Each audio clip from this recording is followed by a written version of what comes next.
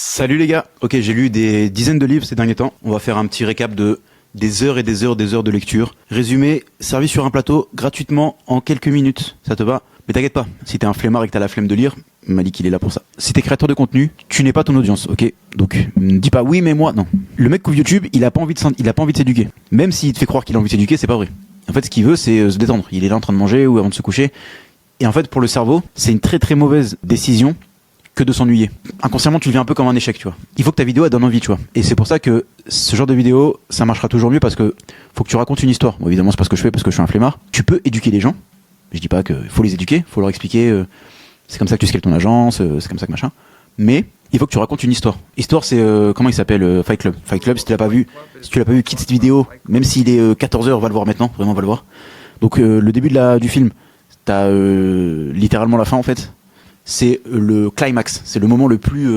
Donc si tu te rappelles, c'est il a une flingue dans la bouche, tu vois. Climax, comment j'en suis arrivé là. Retour en arrière. Ensuite, t'as l'intro, donc c'est l'appel du héros. Tu sais, c'est Star Wars, il est sur sa planète, il y a je sais pas qui vient, allez viens on va à l'aventure. Harry Potter, il y a une chouette, viens on va à l'école des sorciers. Le Seigneur des Anneaux, je suis dans la contrée, il y a Gandalf qui vient, viens on va aller tuer je sais pas qui, Sauron. Donc l'appel du héros, ok. Moi par exemple, c'est quand tu regardes, ça match un peu avec ce que je faisais, tu vois. Moi c'était l'aller simple pour le Mexique. Ensuite, il y a l'épopée, tu vois, le drama, oh mon dieu, ça marche pas, tu vois. Et c'est là où c'est très important, les gars, quand tu racontes une histoire, il te faut un méchant. Harry Potter, sans Voldemort, c'est un sorcier qui va à l'école des sorciers et qui apprend à être sorcier. On en a rien à foutre, tu vois. Faut qu'il y ait un méchant. Et c'est pour ça que, et ça me fatigue parce que vous êtes des pantins, mais tu sais, Andrew Tate, par exemple, bah, son ennemi commun, c'est le féminisme, tu vois. Et vous êtes matrixés, ah oui, féministe, pas bien. Vous êtes juste des pantins et vous laissez, tu vois. Et chaque créateur de contenu, c'est ça, tu vois. Iman Gadja, à une époque, ouais, à un moment, il est passé complotiste. Il s'est fait ban son Instagram et tout. Et lui, son ennemi commun, par exemple, Iman Gadji, c'est le World Forum économique. Oui, c'est le méchant BlackRock. Tu sais même pas ce que c'est BlackRock. C'est BlackRock. Ils ne veulent pas. C'est qui ils? Le gouvernement. Ils ne veulent pas que tu t'élèves socialement et tout. Et tu regardes tous les gros créateurs de contenu, ils ont un ennemi commun, tu vois. Donc si tu fais de la création de contenu, il y a un ennemi commun. Moi j'en ai pas. À une époque j'avais essayé LinkedIn pour me marrer, je leur ai tapé dessus, c'était drôle. Et tous ces frameworks là, ça marche sur la masse. Et j'ai pas envie de parler à la masse, j'ai envie de parler avec des mecs avec des QI à 3 chiffres. Donc voilà le méchant. Après tu tues le méchant. Après t'as tué le dragon, t'as tué le méchant, t'as tué Dark Vador et tout. Après t'as les enseignements. Donc qu'est-ce que t'as appris de tout ça? Et tu retournes à la case départ, donc tu retournes à la contrée. C'est aussi Paolo Coelho, c'est l'alchimiste. C'est toujours le même framework, tu remarqueras. D'ailleurs dans l'alchimiste, donc là je vais te spoiler. Donc zap un petit peu parce que je vais spoiler la fin. Ok, 1, 2, 3. Dans l'alchimiste, en fait, le trésor, il est dans sa ville natale. Ça fait longtemps que je l'ai lu, mais il était enterré sous l'arbre dans lequel il était au début. Et ça, en fait, le message du livre, c'est que les trésors que tu cherches sont devant toi. Ils sont pas ailleurs. Putain, j'ai des frissons. Bizarre. Je me suis donné des auto-frissons. C'est quoi la morale de ton histoire? Donc, par exemple, pour l'alchimiste, c'est ça. Et après, tu reviens et tu te rends compte qu'en fait, t'as bouclé la boucle. Donc ça, c'est le voyage du héros, c'est le storytelling. Et ça, tu peux l'adapter à ton histoire pour avoir un personnage attractif, parce que les gens n'achètent pas le produit, les gens achètent toi. C'est le seul truc juste de YouTube, c'est que YouTube te donne le nombre de vues que tu mérites, c'est tout. C'est pas le montage, c'est juste, est-ce que ta vidéo elle est intéressante? Oui, t'as des vues, non, t'as pas de vues, point. Et ouais, mais je fais de la qualité, j'ai des super vlogs, et puis mais je fais 300 vues. Tu mérites pas, tu mérites 300 vues. T'as beau être dans des Ferrari et prendre des jets privés, ouais, je fais 200 vues, mec. Vous me fatiguez, hein, vraiment. Malik, j'ai fait que 300 vues sur mes vidéos. 300 personnes. Voilà. T'as parlé à 300 personnes. T'as parlé à 300 individus. C'est pas des leads. C'est pas des vues. C'est pas des prospects. C'est des gens. C'est des personnes. C'est des êtres humains. Ok. Avec une histoire, des vies. C'est des personnes qui t'ont donné leur attention.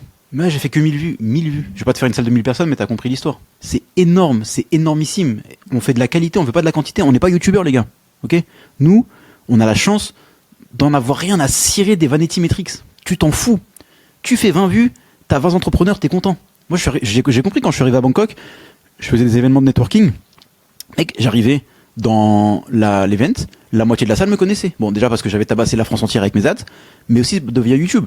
La moitié dit, ah ouais, mais je te connais, toi, t'es Malik.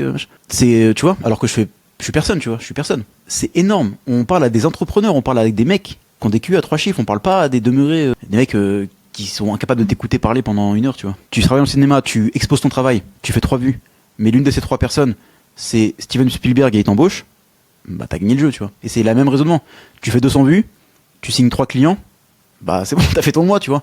Pourquoi tu vas faire 10 000 vues? T'en fous. Parce que oui, je sais que c'est une question de volume et que faut que tous les jours il y ait minimum 50 personnes qui voient ton offre, etc. Donc, mais ce que je te dis, c'est que arrête de te focaliser sur les vanity metrics, ça veut rien dire. Tu t'en fous. Moi, je préfère faire 200 vues de mecs comme toi que 10 000 vues de mecs dans la rue qui vont me voir et que. Tu sais, j'avais vu JP Franguin à Dubaï, tu sais, le mec de la question vite répondue. Je suis parti le voir. Tu sais, il sortait du CLS, moi j'étais au CLS, du SLS. Je suis parti le voir et je l'ai abordé, tu vois. Et je lui ai juste dit, mec, c'est. En plus, c'est à l'époque, hein. Je dis franchement, parce que moi j'avais compris que c'était du marketing et que, tu vois, c'était pendant son prime, tu vois. Moi j'avais compris que c'était du marketing et qu'il voulait juste avoir du buzz.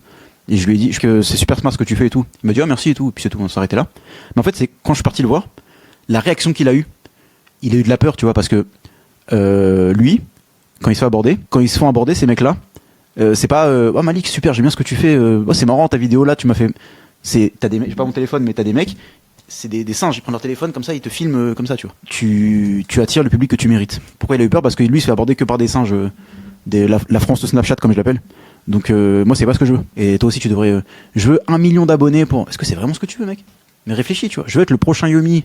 Non, parce qu'en fait, le problème, c'est que plus tu pars dans la masse, dans le mass market, et plus tu as affaire à des gogoles. Moi, j'ai lu Gustave Le Bon, Psychologie des foules, et en fait, il t'explique dans ce livre que individuellement, les gens, ils sont intelligents, mais dans une foule, l'intelligence, elle est diluée. Les responsabilités aussi, d'ailleurs. C'est pour ça que dans le métro, personne ne fait rien quand une nana se fait agresser. Plus t'as d'audience, plus ton audience, elle sera débile. T'as le sweet point, généralement, c'est 100 000 abonnés. Tout ce que t'as au-dessus de 100 000 abonnés, dans la niche business, en vrai, tu t'en fous, c'est bon. Ça te sert à rien. Il y a un truc qu'on dit pas dans la création de contenu, c'est qu'en fait, quand tu t'exposes, donc t'as des trucs bien, du genre, les deals, ils se closent beaucoup plus facilement. Quand tu DM quelqu'un, t'es beaucoup plus respecté, t'as un meilleur taux de réponse. Les mecs qui t'écoutent beaucoup plus. Il y a aussi un truc d'ego où, je te jure, c'est t'arrives dans un endroit, les gens ils te connaissent. Tu sais, tu parles à des gens et il y a un mec dans le groupe qui te fait un compliment sur ta vidéo, ce que tu fais, ton travail, et le groupe il entend, ça te met directement là, tu vois. T'as un ego, il est comme ça, tu vois. Ça c'est vraiment cool en vrai. Le problème en fait quand tu rentres dans ce truc là, c'est qu'en fait après les critiques elles vont te faire très mal. Donc si tu veux vraiment t'en foutre des critiques, il faut que les commentaires positifs, tu t'en foutes aussi. Faut être stoïque en fait. Quoi que tu fasses comme business, même si tu fais de l'e-com, il faut que tu aies une verticale d'éducation dans ton top of funnel. Il faut que tu montres ce que tu fais. Quoi que tu fasses. Je peux pas te l'expliquer pourquoi, parce qu'en fait c'est trop compliqué. Dans le sens, la probabilité de la direction que ça va prendre, elle est trop infinie pour que je te dise exactement ce qui va se passer. Fais comme moi, allume Loom, parle de ce que tu sais, et tu verras qu'il va se passer mais des choses grandioses. Mais c'est inimaginable. J'ai fait les deux. Et je te jure que tout allait mieux dans ma vie quand je créais du contenu. Donc fais-le. Ouais, mais mon image, Malik. Moi, j'ai un algorithme très simple. Tu vois, est-ce que le mec qui critique paye mon loyer? Oui, je l'écoute. Est-ce que le mec qui me critique, qui me fait un commentaire, non, tu devrais pas faire ça, t'as bien fait. Est-ce qu'il paye mon loyer?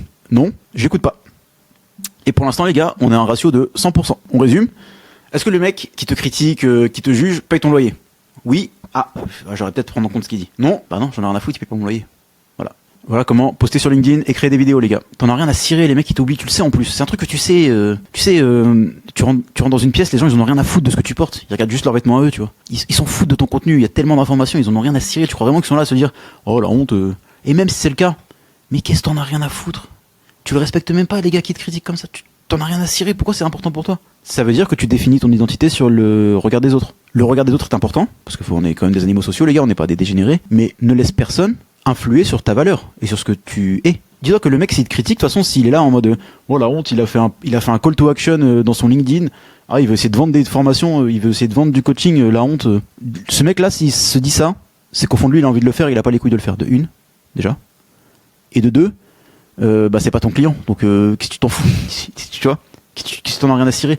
Moi il y a un truc qui me faisait marrer, je crois que c'est Oussama Ammar qui disait ça. Tu te rends compte qu'il y a des mecs tous les jours hein, ils vont sur LinkedIn, ils vont sur le profil de Oussama Ammar, ils regardent le contenu de Oussama Ammar et ils quittent LinkedIn. Alors qu'ils pourraient le follow, tu vois.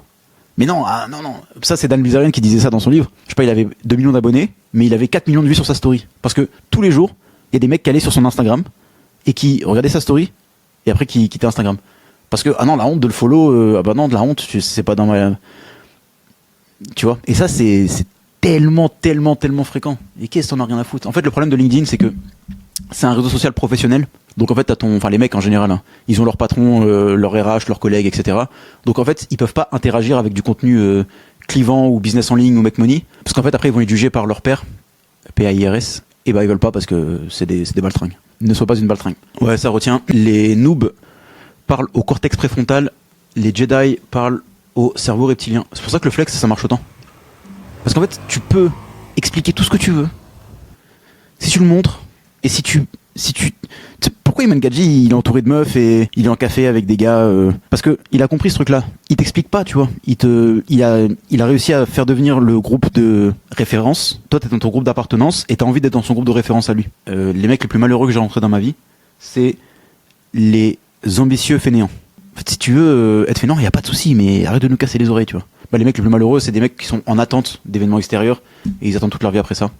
Et c'est Mark Wahlberg, il a dit une super phrase, il avait dit « Heureusement que je suis devenu riche jeune, parce que j'ai pu comprendre qu'en fait, c'est de la merde et que ça m'apportait rien de plus, quoi. L'argent ne résout que les problèmes d'argent, mais il faut faire de l'argent quand même. Parce qu'en fait, si t'as pas d'argent, t'es misérable. Et tu sais, quand t'as pas d'argent, t'es là, en fait. T'es dans la peur. T'as peur de pas payer ton loyer. C'est très compliqué d'être dans la paix quand t'as des problèmes de survie, en fait. Moi, j'appelle ça le métaverse. Le métaverse, c'est que, en fait, c'est tout le temps que tu passes à caresser un écran. Parce qu'on est quand même, tu sais que si tu nous dézoomes, on passe notre journée à caresser des écrans. Donc, toute la journée que tu passes, en fait, plug à la matrice, parce qu'en fait, les gens, ils ont dit la matrice, c'est métro boulot dodo, mais pour moi, la vraie matrice, c'est ça. C'est là, tu regardes un écran, t'es dans la matrice, en fait, tu vois. C'est juste que t'as pas le câble derrière la tête, mais c'est pareil. Il y a une vie entière dans la matrice, tu vois. Genre, moi, par exemple, j'ai une identité dans la matrice, tu vois. Tu m'as jamais vu de ma vie, et tu me connais, tu vois, et t'écoutes ce que je dis et tout. C'est quand même, bon, on va pas rentrer dans des, hein. Essaie de distinguer vraiment le truc de, t'as la matrice, donc le méta, t'as la matrice, et t'as la vraie vie. Le truc, c'est que la matrice, c'est tellement stylé, putain, mais tu sais qu'en 2 clics, tu vois tu vois les plus belles filles que tout ton arbre généalogique a jamais vu. Après, tu vois des gens qui se font bombarder. Après, tu vois une fille qui fait un triple salto arrière sur une poutre et qui a une médaille olympique. Et tout ça en moins de 10 secondes, tu vois. Et ton cerveau, il est pas fait pour encaisser toutes ces informations-là. Et après, t'es dans la vraie vie, tu vois. Et tu parles aux gens. Et tu te fais chier, tu vois. Parce qu'en fait, la vie, c'est chiant quand par effet de contraste, c'est chiant. Donc, retire les inputs. Retiens ça. Retire les inputs. Retire les désirs. Et essaie de te concentrer un peu plus sur le vrai monde. Il est plus chiant, mais sur le long terme, il te rendra plus heureux, tu verras. Kill of More, c'est très bien. Tu sais, quand j'ai eu une période de creux, je pense que j'étais dépressif. En fait, ce qui est marrant quand t'es déprimé, c'est que tu le sais pas quand tu l'es. C'est juste après, tu te dis, tu sais, tu repenses, et tu te dis, ah, mais en fait, aller au lit à 15h, c'est pas très sain, en fait. Ah ouais, en fait, j'étais déprimé, tu vois. Et en fait, comment je me suis soigné? Avec des livres, les gars, tout simplement. C'est qu'en fait, j'ai compris, j'ai dit, c'est quoi la root cause? C'est quoi la base? Ok, j'arrive pas à bosser. En fait, je prends chaque problème et je le décompose en plus petit. Donc le problème, c'est que j'arrivais plus à bosser. Parce que t'as plus envie. Je crois que c'était un burn-out, je crois. Faudrait que j'aille voir un psy. D'ailleurs, les gars, faut tous qu'on aille voir un psy, hein, vraiment, putain. Donc, j'arrive pas à bosser. Ok, pourquoi j'arrive pas à bosser? Donc après, j'ai compris, en regardant des podcasts d'Uberman, qu'en fait, ta motivation, elle est drive par la dopamine. Ok, c'est quoi la dopamine? Et je vais pas regarder une vidéo de 6 minutes d'un mec de 18 ans qui va m'expliquer ce que c'est la dopamine. Non. Je prends des putains de scientifiques, tu vois. Ils ont passé, c'est ça qui est bien avec les livres, les gars. Ce mec-là, je sais pas qui c'est, ces 2 mecs-là, ils ont passé 20 ans de leur vie, ok, à faire des 20 ans d'études sur la dopamine. Pourquoi est-ce que je vais regarder un mec qui a pas pris de douche depuis 2 jours qui va m'expliquer ce que c'est? En plus, c'est faux ce qu'il dit, tu vois. Non, je prends un livre des spécialistes. Il y a 2 livres, il y a Dopamine Nation et The Molecule of More. Moi, j'ai lu celui-là. Et ok, ah d'accord, donc la dopamine c'est ça. Ah ok, donc en vrai c'est ça. D'accord, ok, machin. Bon, je vais t'expliquer si tu veux, mais encore une fois, ça sera dilué, donc faut autant le lire, mais grosso modo. Donc tu sais qu'en fait ta dopamine, c'est une molécule qui est équivalente à l'énergie que t'as. Tu vas sur TikTok, t'as plus envie de rien faire. Parce que dopamine, c'est une charge d'énergie. Tu vois, tu te réveilles le matin, t'as une barre de jeux vidéo de vie de 100%. Tu te réveilles, le premier truc que tu fais, c'est que tu vas sur Snapchat et tu regardes Wally Sachs et tu regardes ses stories, tu rigoles. Paf, t'as niqué 3/4 de ta dopamine. Après, tu te réveilles, tu prends ton café et tu t'étonnes de pas pouvoir bosser après. Bah oui, t'as plus de dopamine. Bah oui. T'as tout flingué. Au lieu de donner ta dopamine à ton futur, à toi, à ta vie, à ton ambition, tu la donnes à une plateforme. Bref, ou à des gens, bref. Donc ok, ah d'accord, donc peut-être pas regarder le téléphone le matin, c'est un bon premier pas. Ok. Et comment on augmente sa dopamine? Ah d'accord, les douches froides. Ah ok, machin. Et les douches froides, le cold plunge, les bains glacés, c'est pour ça que en biohacking c'est hypé maintenant. Dopamine et après ah oui, c'est vrai que maintenant que j'ai plus de dopamine, j'arrive à bosser. Ok, je bosse. Mais maintenant, je me rends compte qu'en fait, je fais des tâches qui servent à rien. Si tu passes 4 mois à bosser comme un acharné et que t'es au même endroit, c'est que tu bosses sur les mauvaises choses. Il y a retiens un truc, ouvrez les guillemets, je ne fais rien qui ne nourrit pas moi, ma famille ou mon équipe pour les 10 prochaines années. Fin de citation. Malik Bench. Voilà. Quand tu raffines tout ça, je te laisserai planter la graine et machin. C'est le fameux truc de, tu sais, que tu prends tes tâches et tu regardes, est-ce que je peux le déléguer? Oui, non, je le fais. Essaie de faire des trucs avec des hauts leviers. Par exemple, une vidéo YouTube. Ça, oui. Enfin, ça va nourrir ma famille, j'en sais rien, mais voilà, tu comprends, ça va me rapporter de la visibilité. En fait, chaque truc que tu ressens, arrête de te sentir coupable de ça. Si tu le ressens, c'est que, ok, essaie de comprendre au moins pourquoi tu le ressens.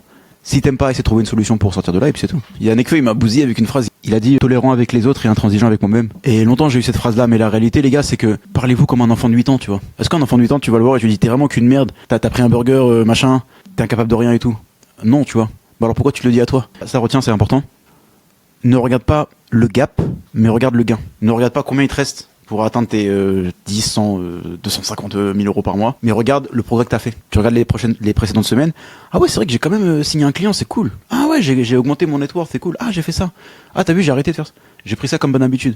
Et tu te focuses que sur ça. Et c'est là où tu t'es plus heureux en fait, parce que la phrase que je dis tout le temps, c'est que quand tu escalades la montagne, arrête-toi de temps en temps pour regarder la vue. Tout ce qu'on fait, c'est la poursuite de la happiness. Ce que je peux te dire actuellement là, c'est qu'en fait, ne cherche pas à être heureux, cherche à être en paix.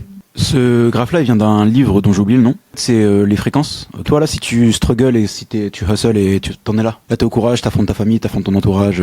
Quand j'étais dans ma période de down, c'est marrant parce que l'émotion, elle était exactement avec ce que je ressentais, tu vois. Il y a pas la happiness ici. Franchement, les gars, si t'arrives à être dans l'acceptance, t'as déjà gagné le jeu. Dans le livre, il explique que généralement, les gens en moyenne, dans leur vie, ils augmentent que de 150 de toute leur vie, tu te rends compte? C'est-à-dire qu'ils passent leur vie fâchés à rayer des GTS 3, des Porsche. Quand ça va bien, ils sont un peu courageux et après ils reviennent dans, tu vois. Ton goal, c'est d'atteindre, bon, l'enlightenment, c'est Bouddha, hein, les gars. Donc, tu vois, pour arriver à Bouddha, il faut quand même, c'est pour ça qu'en fait, faut pas chercher à être heureux, faut chercher à être en paix. Ok, enfin, faut chercher à être libre, mais pas libre, je vais à Bali, et je prends des cafés à 3 euros sur la plage. C'est être libre de mes émotions. C'est surtout ça, en fait. Être libre de mes pensées. C'est non, mon cerveau, je le laisse pas me mettre de la poubelle dans la tête. Essaie d'être au moins dans l'amour, c'est déjà bien. Projecte un peu d'amour autour de toi. Et tu regarderas que si t'appelles ta sœur que t'as pas appelée depuis 2 ans et que tu lui dis ça va, bah je veux juste prendre des nouvelles, comment ça va, tu fais un small talk avec elle, au bout de 3 minutes tu raccroches, tu vas directement être là, tu vois. Donc fais-le, ou ta mère, tu vois. En fait, si t'es très heureux, c'est que dans ta vie, t'as dû être très malheureux parce que tout fonctionne. Les gars, j'ai suivi un cours à Yale pour ça. Hein. Vraiment, j'ai suivi un cours à Yale. D'ailleurs, je vous le recommande sur Coursera. En fait, si t'es très heureux, c'est que t'as pu expérimenter le malheur et que tu compares par effet de contraste. Donc en fait, si tu cherches à être très très heureux, bah tu seras aussi très très malheureux. Ouais, il te dit en fait, si tu doutes, c'est que c'est non. Parce qu'au début, surtout quand tu t'es prestataire, tu dis oui à tout, t'es là, oui, donnez-moi l'argent. Et après t'exploses, tu vois, t'exploses en plein vol. Donc apprendre à dire non, c'est un super pouvoir, les gars. Tu sais, dire non à de l'argent, c'est très très dur. Hein. Vraiment, c'est. Mais faut apprendre. Parce qu'en fait, tu peux pas tout faire. Et plus tu vas avancer, plus tu vas t'exposer, plus tu auras des opportunités. Tu peux pas tout faire parce que courir après 3 lapins, c'est en attraper aucun. Qu'est-ce qui va se passer dans les 10 prochains mois et dans les 10 prochains ans? Tu passes quand même... tu passes genre, je sais pas, 5 ans avec une meuf. Ok, tu passes 8 ans dans une ville. Tu passes 20 ans dans un taf ou dans un segment de marché. T'as pris combien de temps à décider ces trucs-là? Tu te rends compte que tu passes 20 ans de carrière et t'as même pas passé 2 ans de ta vie à te poser. Est-ce que c'est vraiment ce que j'ai envie de faire? Pourquoi? Ouais. Parce que tout ça, parce que t'as écouté tes parents et t'as écouté la société qui t'esclavagiste, ça se dit pas. Ou vite à 18 ans, faut que tu décides qu'est-ce que tu veux faire pour le reste de ta vie. Et que si tu décides de partir autre chose, oh mon dieu, t'es un échec pour la société. Et que si tu prends une année sabbatique, ah bah t'es un échec, t'es un chômeur. Fuck off. On va aller tous se faire chier. Écoute, des conseils, des personnes qui ont ce que tu veux. Tu passes 5 ans avec une meuf, prends au moins 1 an, même si tu te maries avec elle, prends au moins 2 ans à te poser vraiment tous les jours à te dire est-ce que j'ai vraiment envie de faire ma vie avec elle, tu vois. Parce qu'en fait, ça tu peux reboucler parce que c'est des décisions super importantes dans ta vie. Donc c'est là tu peux te les matraquer en boucle, tu vois. Pareil pour la ville, tu sais, il y a plein de personnes qui meurent dans la ville dans laquelle ils ont grandi. Et je trouve ça tellement triste. Je sais que c'est une majorité et que ça choque ça, mais c'est donc ça être polarisant. Mais c'est réel, les gars. Tu sais, c'est pas à Rouen, c'est pas à Angers que... En fait, quand t'es jeune, faut que tu vives dans une population à haute densité, une ville à haute densité. Parce que c'est pas à Grenoble qu'il y a un mec en 2002, il va arriver, il va te dire faut que t'investisses dans Facebook, tu vois. Ce mec-là, il est à Palo Alto, tu vois, il est à San Francisco. Donc c'est là-bas où il faut aller le voir. Et après, tu mets dans Facebook et après, tu deviens multimillionnaire, tu vois, et tu fais une generation wealth. C'est pour ça, partez, les gars. Ouais, mais j'ai ma famille et tout. Les gars, tu sais, moi, mes parents, ils sont partis d'Algérie, tu vois. Années 90, il y avait un mot que je peux pas prononcer sur YouTube. Tu te rends compte que mon père, on va parler un peu de moi, les gars, il a traversé la Méditerranée, il a changé de continent, il est arrivé dans une nouvelle ville pour faire ses études. Il n'y avait pas Google Maps. Il n'y avait pas Google. Tu te rends compte que nous, on va juste, tu sais, au tabac là, on met Waze, tu vois, on met Google juste pour, tu vois, faut vérifier est-ce que les heures d'ouverture c'est ouvert, tu vois. Ils faisaient la queue devant des bâtiments. Ils savaient même pas si c'était le bon bâtiment, tu vois. Ils savaient même pas si c'était ouvert. Ils savaient même pas s'il y avait le papier qu'il voulait. Il y avait aucune information. Tu te rends compte que le courage, et si t'as des parents immigrés, c'est pareil. Tu te rends compte que le courage dont ont fait preuve nos parents. Et toi, t'es là, ouais, mais travailler sur un ordinateur, c'est difficile. Va te faire foutre. Hein, quitte cette vidéo. Remets les choses en ordre. Sois courageux un peu, tu vois. C'est pas parce qu'il y a de l'information à l'infini que ça te permet d'être une merde, tu vois. Vraiment, regarde ce qu'ont fait tes parents, regarde ce qu'ils ont accompli. T'es même pas un dixième de. Je parle pour moi, hein. Je dis t'es, mais je me cite moi-même, tu vois. C'est pour ça que je suis énervé.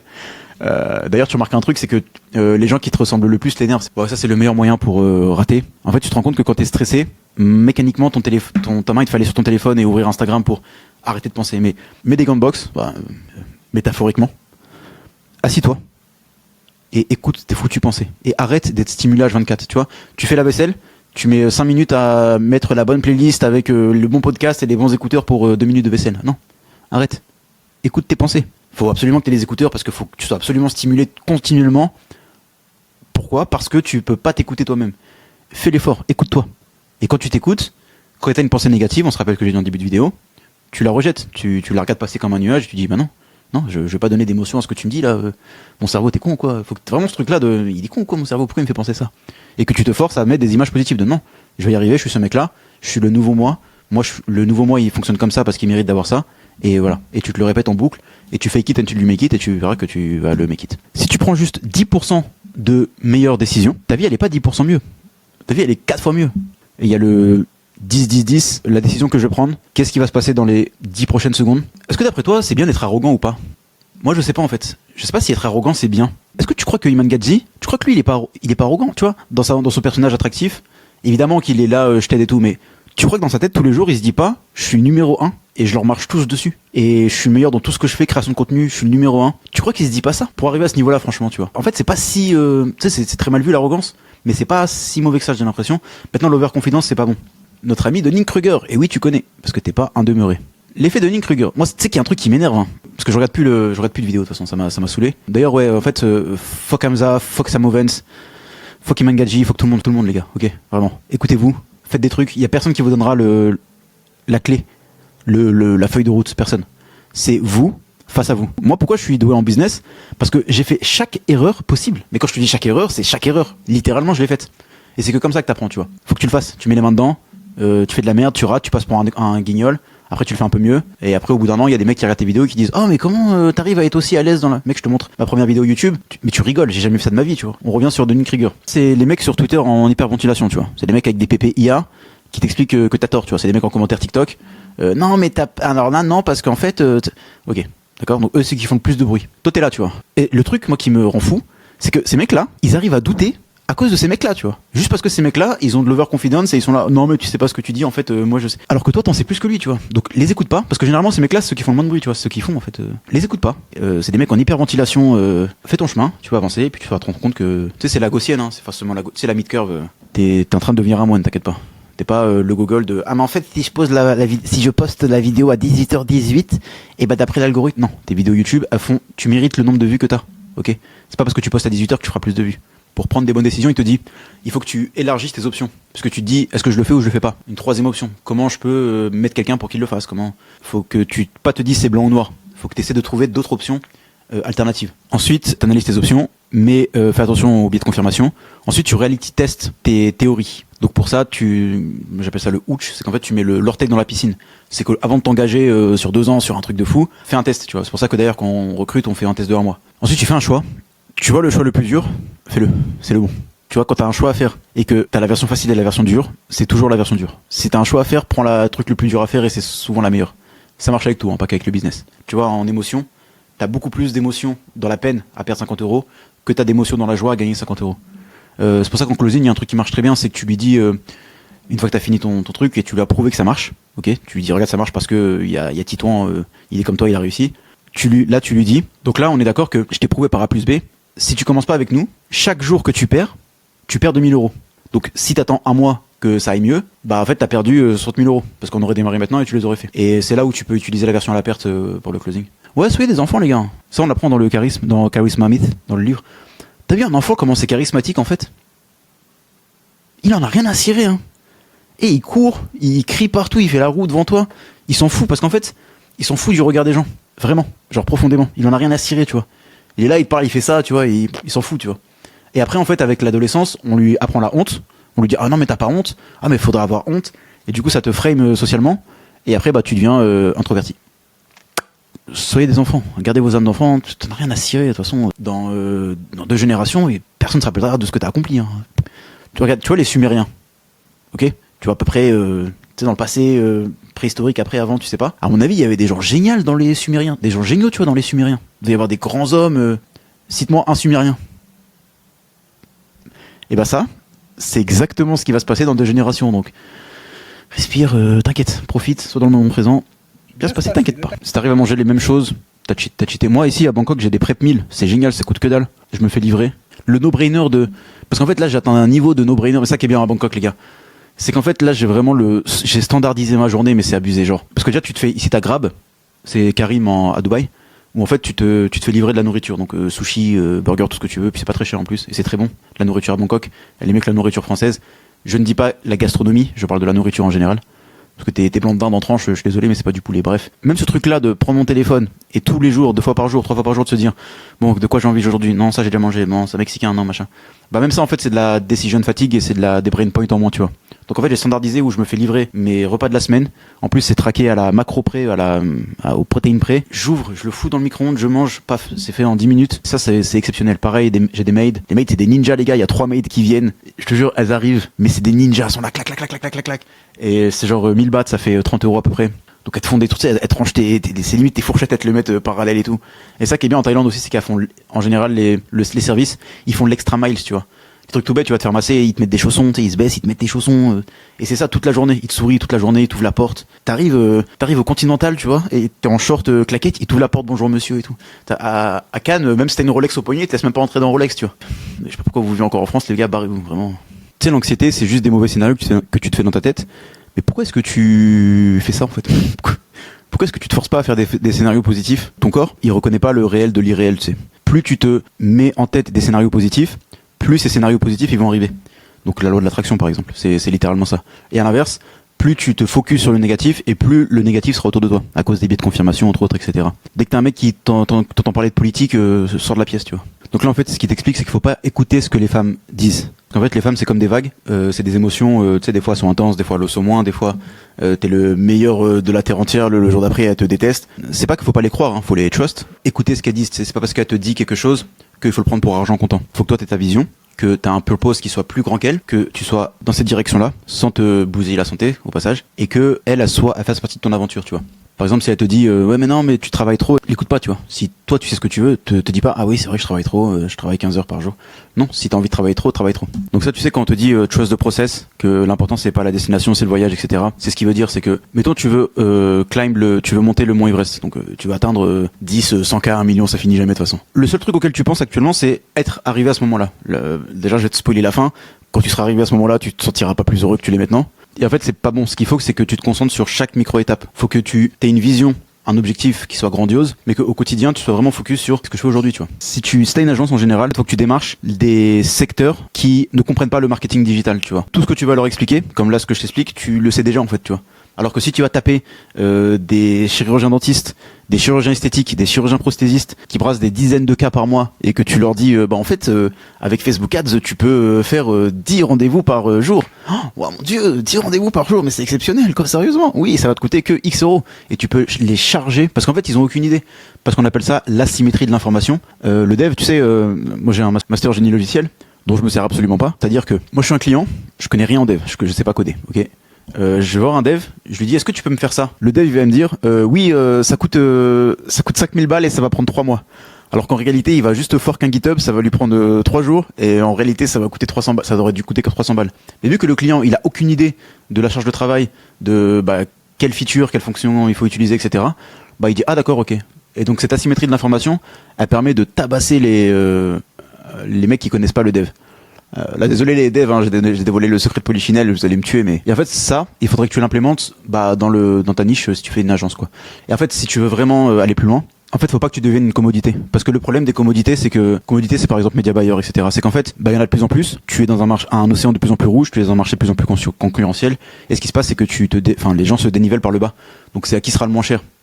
Parce qu'entre un Media Buyer canadien et toi qui va me charger 5 fois plus pour 2 fois moins de travail, bah voilà quoi. Les Canadiens ils sont très forts en Media Buyer. Essaie de développer là-dessus et si tu veux en savoir plus, bah t'en appelles et puis au moins je pourrais t'expliquer à travers l'appel. Focus-toi sur le positif. Arrête de regarder Serfia sur Twitter, arrête de regarder Média Avenir. Plus tu focuses sur le négatif, plus ta vie sera négative. C'est mathématique. Apparemment c'est la fameuse question. Est-ce que tu préfères cette robe ou cette robe? Cette question-là, elle revient tout le temps et si elle est universelle, c'est qu'il y a une raison. C'est qu'en fait, elle en a rien à cirer de la robe. Ce qu'elle veut, c'est tester ta masculinité.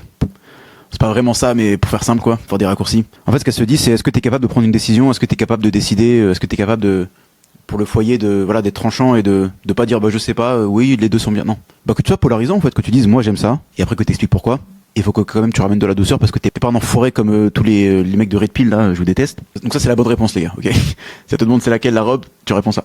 Tu dis, j'aime bien la rouge, mais tant que t'es heureux, c'est le plus important. Ça, les gars, pour moi, c'est le meilleur tweet de tous les temps. En fait, il te dit, mais comment le cyber, c'est en 2012 les gars. Comment le cyberharcèlement c'est réel mais genre juste marche, tu vois, genre juste regarde pas l'écran ou genre ferme tes yeux, tu vois. Et ça m'avait fait mourir de rire et ça me fait encore rire. Et en fait à chaque fois je fais un pendule parce que c'est tellement vrai, tu vois. Mais t'as une shitstorm. Pourquoi tu regardes l'écran, tu vois, genre juste ferme les yeux, tu vois. Et en fait d'un autre côté, après j'ai jamais eu de vrai shitstorm, mais pour avoir eu des petits dramas à la con, ouais c'est vrai qu'en fait, je sais pas, c'est bizarre, c'est instinctif. En fait, tu sais qu'on parle de toi, t'as envie d'aller voir ce qui se dit sur toi, de pas bien, mais c'est vraiment de l'autoflagellation. Donc si t'arrives à faire ça, c'est juste, t'as un drama, tu supprimes Twitter, t'éteins ton téléphone, tu vas marcher. Donc un shitstorm, tu supprimes, tu vas marcher, c'est tout. Ça les gars, c'est 3 ans de thérapie. Je suis responsable. En fait, quand tu apprends que tu es responsable de tout ce qui t'arrive. Et si tu n'es pas responsable de ce qui t'arrive, tu es responsable de ta réaction. Parce que tu attends plus d'être sauvé. T'attends plus d'être sauvé et tu prends le taureau par les cornes et tu agis quoi. Donc évidemment qu'on n'a pas tous les mêmes traumas d'enfance. C'est facile à dire dans ma position avec une maison qui grandit dans une maison pleine d'amour, etc. Je dis pas que c'est de ta faute. J'ai pas dit que c'est de ta faute. Hein. J'ai dit que t'es responsable de ta réaction. Donc ok, t'as grandi dans un environnement merdique avec des parents merdiques. Les choses sont telles qu'elles sont. Tu peux prendre la responsabilité de te soigner, de pas rentrer dans une boucle de, tu sais, de ah je suis une victime. Oui t'es une victime. Oui t'es une victime, c'est bien. Ah t'as vu je suis une victime. T'as vu j'étais malheureux quand j'étais. Oui t'étais malheureux quand t'étais. Oh, c'est pas de ta faute, c'est pas de ta faute. Ça c'est un schéma qui malheureusement te soignera pas. Sur le court terme ça te fera aller mieux mais ça te soignera pas. Ciao.